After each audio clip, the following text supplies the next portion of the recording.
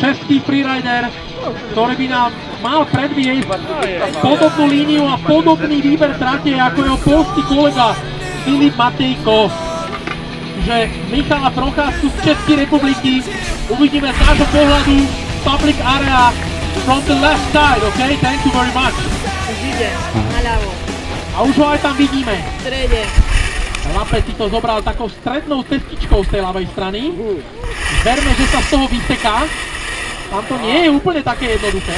Ja to nevidím. V strede je ale uvidíme. Stromom, tieni. Michal Procházka. Ježi, ten kade ide. Tam, dobre, prešiel nám pekne, teraz sa nám objaví. Michal Procházka. Je jeho predstavenie. Veru, ja to nevidím. Michale, dobře to udelal. Tak toto má vypadať, Michale. Kurva. Pokračuj, tady si dávej trošku bacha. Áno, Michal si necháva trošku dôraz. Pekne.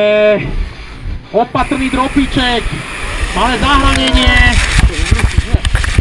Áno, tuto sme plynulosť nevideli, ale Michal pokračuje, to je dobre, Michale.